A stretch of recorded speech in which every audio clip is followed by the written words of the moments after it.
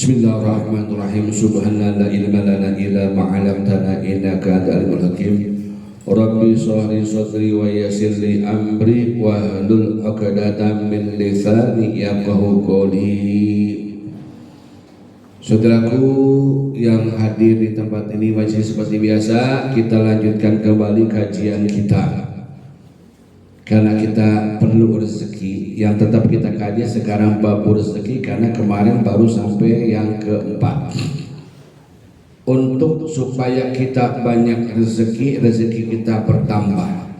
Sesungguhnya setiap hari kita dikasih rezeki, ya. Ada rezeki yang besar yang kita lupakan, karena pikiran kita hanya mengenai nukud. Tahu nukud kan? Nukud itu adalah uang, bukan fulus. Fulus itu dari bahasa Yunani, itu sebetulnya lempengan-lempengan uang logam, ya. Zaman dulu tuh ya, satu fulus itu ada 3 dirham. Bahasa Arab yang benar uang itu bukan fulus. Fulus mah itu bahasa, sampailah ke Mekah, ke Saudi, bilanglah itu lempengan, itu fulus. Tapi kalau uang dalam arti seutuhnya itu namanya nukud. Ya, apa? Nukud. Jadi doanya kalau ingin banyak uang, Allah maghfir mali wan nukud. Ya Allah, banyakkanlah harta saya dan uang saya. Wa barik li bima ataitani, dan berkahkanlah daripada apa yang sudah Engkau anugerahkan kepada kami. Itu doa pengen banyak harta, banyak uang mah. Gimana? Allahumma aghfir mali wa nukud. Allahumma aghfir mali wa nukud. Ya Allah, banyakkanlah harta saya dan uang saya. Wa barikli bima ataitani. Apa? Coba. Allahumma aghfir mali wa nukud wa barikli bima ataitani. Eta doanya baris apalkan ya. Jadi kemarin kita sudah bahas bahwa rezeki manusia itu ada yang sudah ditentukan, ada yang sudah diusahakan, yang harus diusahakan. Ada lagi rezeki yang mendapatkan supaya bertambahnya rezeki banyak itu dengan membaca istighfar. Yang keempat dengan memperbaiki hati. Nah, rezeki yang paling besar yang harus kita ingat selalu yang Allah berikan kepada kita adalah apa? Adalah iman Islam. Nah, itu iman itu kita bisa menjalankan perintah Allah, itu rezeki yang paling besar. Mau sholat duha itu rezeki paling besar, mau sholat itu rezeki paling besar, mau wiridan itu rezeki paling besar yang Allah anugerahkan, tidak bisa dinilai dengan dunia. Nah, setelah kita berzikir, setelah kita wirid, setelah kita takur kepada Allah, akhirnya kita dekat dengan Allah. Kalau orang sudah dekat dengan Allah, Allah tahu apa yang menjadi kebutuhan hamba-hambanya, apa yang hambanya minta. Tinggal hambanya sanggup tidak menerima anugerah Allah itu. Kalau nggak sanggup ya belum dikasih sama Allah. Nah, untuk menambah wawasan kita supaya rezeki kita bertambah, ini ada sekarang poin yang kelima. Tetap kita ambil dari ayat Quran, ya. Karena di Quran semua hukum, segala aturan, ketentuan itu ada. Di dalam surat An-Nur ayat 32, Allah Subhanahu wa taala berfirman, a'udzubillahi minasyaitonir rajim. Wa ankihul ayyama minkum wassalihina min ibadikum wa imaikum yakunu fuqara'a yughnihimullahu min fadlihi wallahu wasi'un alim.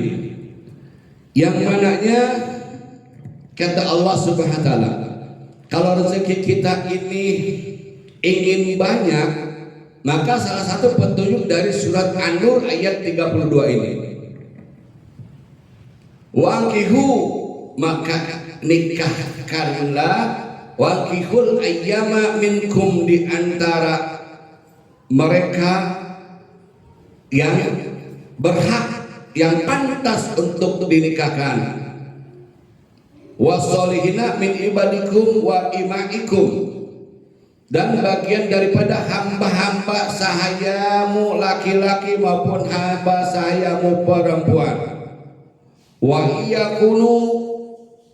iyakunul fuqara, dan kalau mereka itu fakir miskin susah, maka kata Allah yughnihimullahu min fadlihi, maka Allah akan kayakan mereka. Allah akan kayakan mereka, Allah akan cukupkan semua kebutuhan mereka. Min fadlihi, sebagai anugerah dari Allah SWT. Wallahu wasi'un alim, dan Allah maha luas pemberiannya dan Allah maha mengetahui. Ibnu Mas'ud berkata, kita misul kina annaka, kalau kamu ingin kaya nikahlah. Dalam keterangan lain dikatakan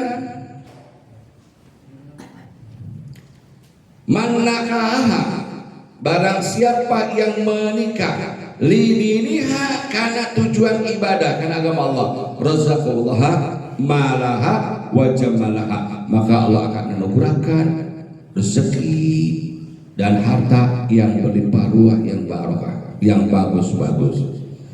Nah, bahkan pada keterangan selanjutnya bahwa yang menjadikan seseorang bisa bertambah rezekinya adalah karena apa? Karena apa? Menikah. Tapi tadi waqihul ayyama minkum wassalihina min ibadikum wa iyaikum, ya. Jadi nikahkan mereka, kata Allah, yang pantas. Maka kita kalau nikah ini ya harus melihat perempuannya. Ibaratnya kalau kita ini ikan teri, jangan ikan sama ikan peda, kegulung ditanya. Betul tidak? Kita ikan teri nikah sama ikan peda, kalah kita, ditelan sama peda. Kalau kita nikah itu, kalau kita teri, kita harus udang rebon, yang di bawah kita. Jadi jangan nikah sama yang di atas kita. Dan kita harus pandai memilih. Yang menjadikan orang rezekinya susah itu karena dari pasangan hidup juga. Perempuan itu macam-macam. Nah, kita sebagai laki-laki, supaya kita tujuan menikah laki nambah rezeki, maka kita harus melihat. Maka kata Imam Ghazali yang pada saya bahas di Caringin tentang jenis perempuan. Perempuan itu secara global yang diterangkan Imam Ghazali yang pantas dan tidak pantas kita nikahi. Kita lihat dulu, ada perempuan namanya Annana. Annana itu perempuan apa? Perempuan yang tidak tahu berterima kasih. Diberi sakit itu kurang, diberi sakit kurang, terus banyak berkeluh kesah. Nah, itu yang perempuan itu.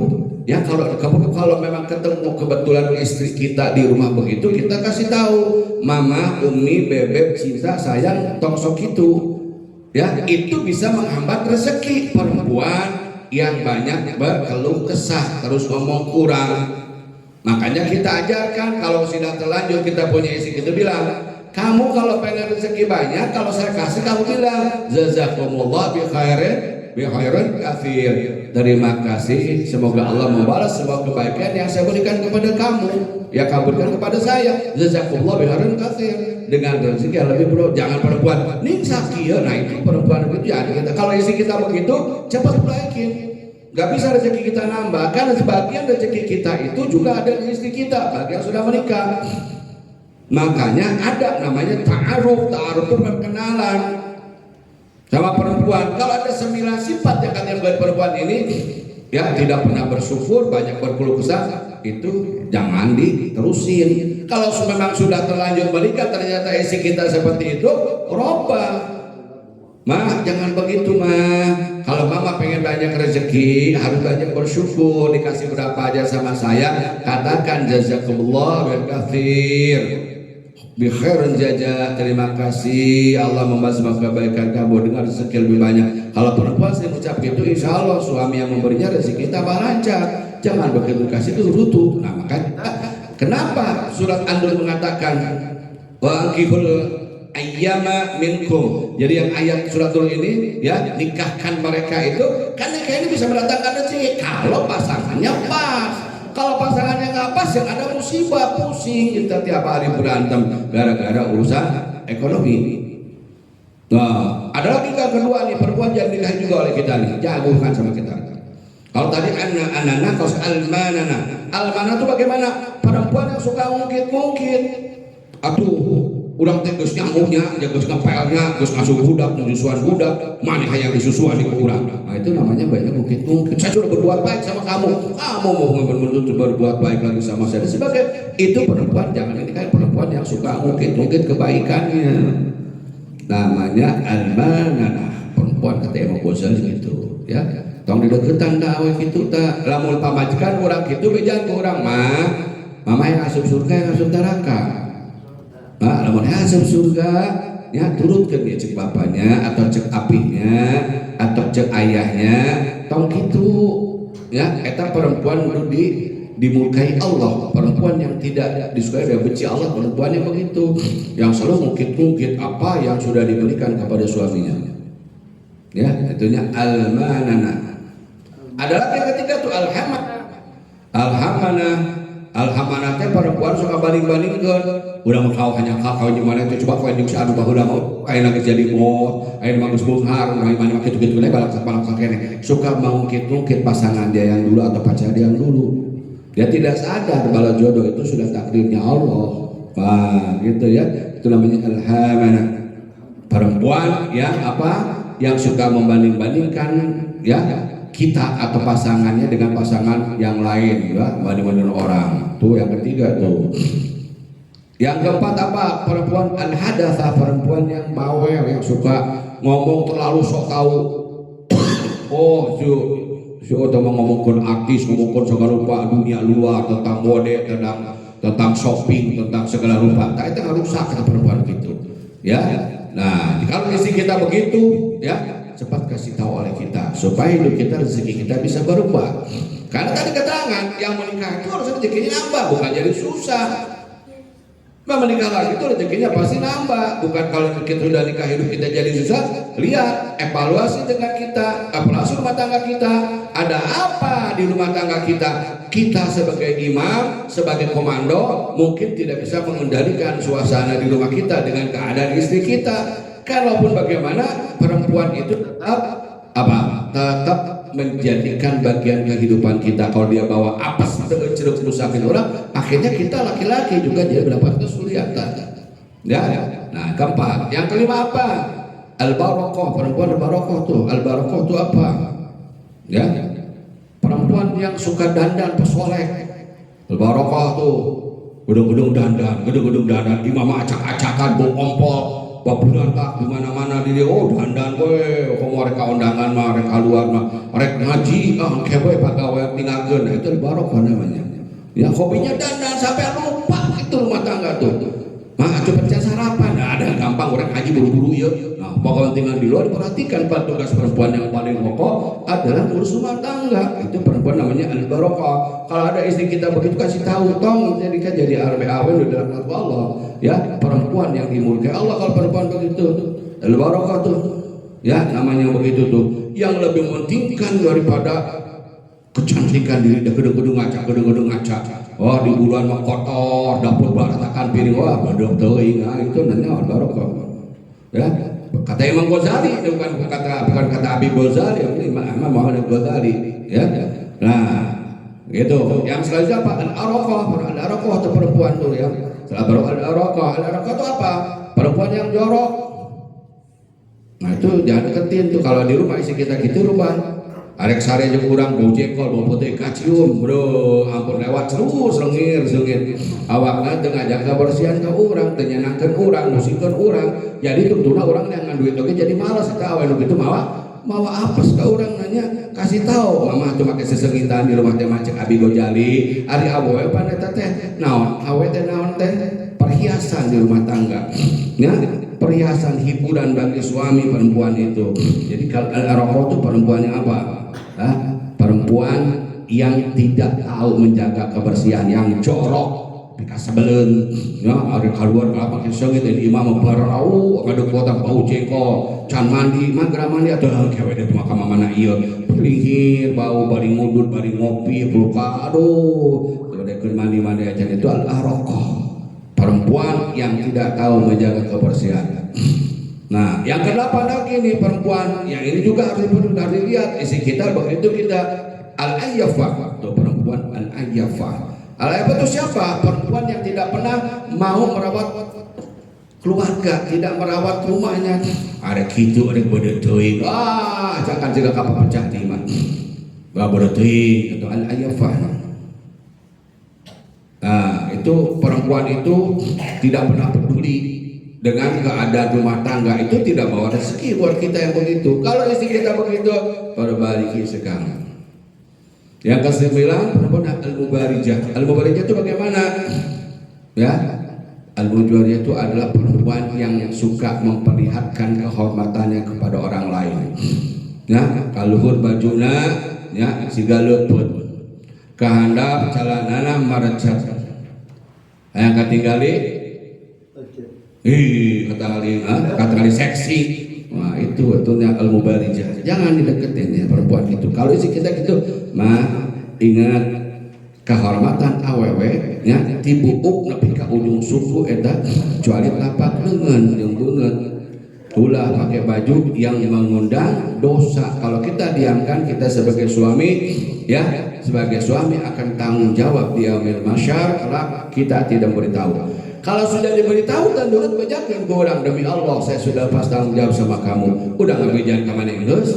Teu nurut sia lepas tanggung jawab baik dunia akhirat. Di akhir ka masa tong nyalakeun urang. Kalau kita tidak mengatakan demi Allah, kelak di alam mahsyar kalau kita biarkan perempuan seperti itu, nanti di alam mahsyar Allah akan melaknat kita, akan menyalahkan kita karena kita sebagai laki-laki ya, ar-rijalu qawwamun 'ala nisa, laki-laki itu adalah pemimpin penanggung jawab dari kaum wanita.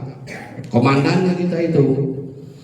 Nah, jadi saudara-saudara bi semua, yang perempuan yang membawa rezeki itu adalah perempuan yang dikatakan perempuan yang soleh. Ya, makanya Rasul mengajarkan mencari istri itu satu apa? Bijamaliha, dengan kecantikannya, bidiniha, dengan agamanya, ya, binasabiha, dengan turunannya, bimaliha, dengan hartanya, harus geris, geus bager, ya, nah turunanna alus, beungar deui, da kawin jeung urang luar biasa, tapi kan eueuh gitunya, ya. Nah, paling tidak kita kalau cari pasangan hidup, ya, kita lihat adalah yang cantik, yang agama. Tapi sudah nikah, yang sudah nikah kalau ada sifat perempuan yang 9 tadi di istri kita, kasih tahu salah satunya, ya, anana, almanana, alhamana, alhadasa, ya, albaroko, alaroko, albaroko, as-sadaqoh. Ada lagi as-sadaqoh. As-sadaqoh itu apa? Ya, sadaqoh itu yang hitungan yang ke-7. As-sadaqoh. Ya, as-sadaqoh itu perempuan yang cerewet.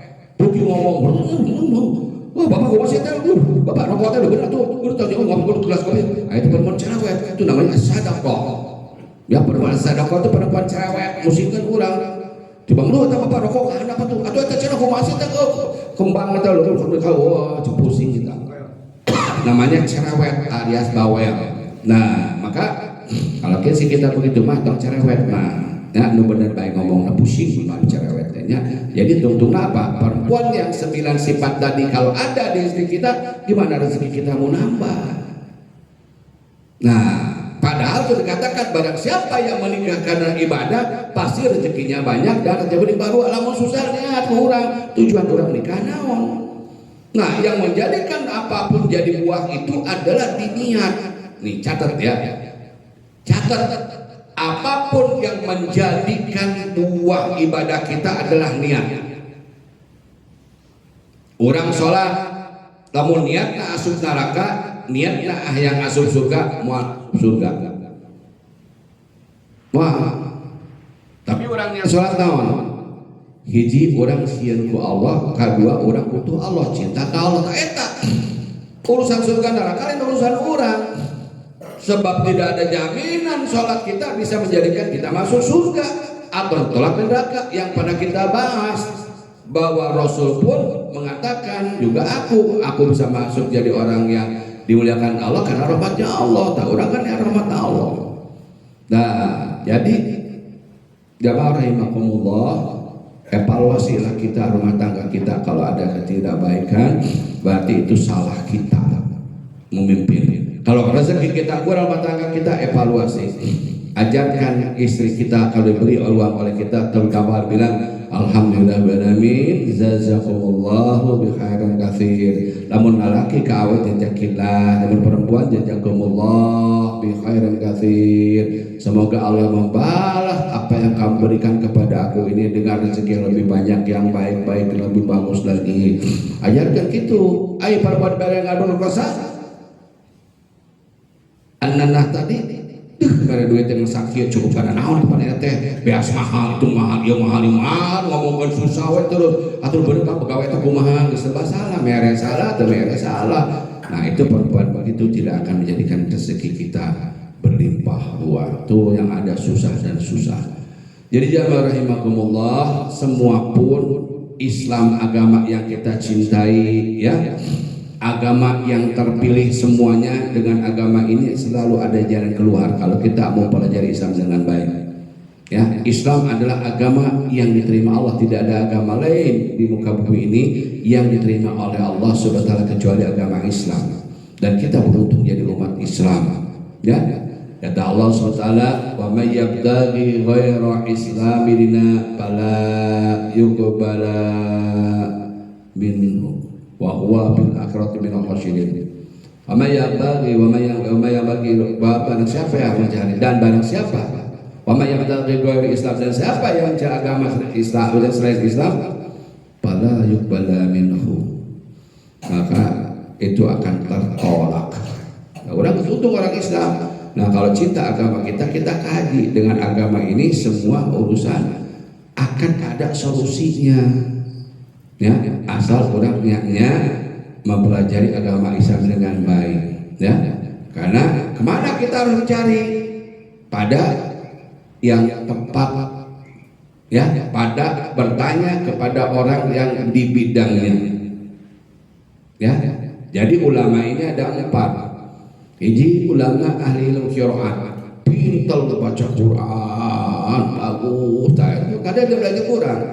Ulama ahli ilmu adat, ilmu nahwu sorof dan ngolotok segala biasanya bismillahirrahmanirrahim. Kalau bisna tenan sinna sinan mimna minan alifna dalam ranta tamarbutan atau barbutan ta ulama ahli ilmu alat, ilmu nahwu sorof. Ulama ahli ilmu fikih spesialis, ada ulama ahli ilmu hikmah. Lamun urusan hikmah tentang perjalanan kesulitan hidup, datang ke ulama ilmu hikmah, datang tanya ke Tas'alu ala dzikri in kuntum ta'lamun, maka bertanya engkau kepada, kalau engkau tidak mau kepada orang siapa yang di bagian-bagiannya.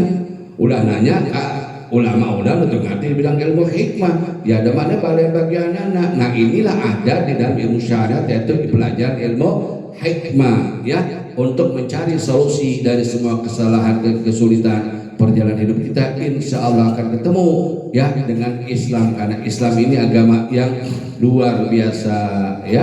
Insya Allah asal kita mau belajar, semua pasti ada solusinya. Kalau di majelis kita selalu membahas solusi-solusi daripada perjalanan hidup kita. Di sini kan disuruh kita bahas demikian.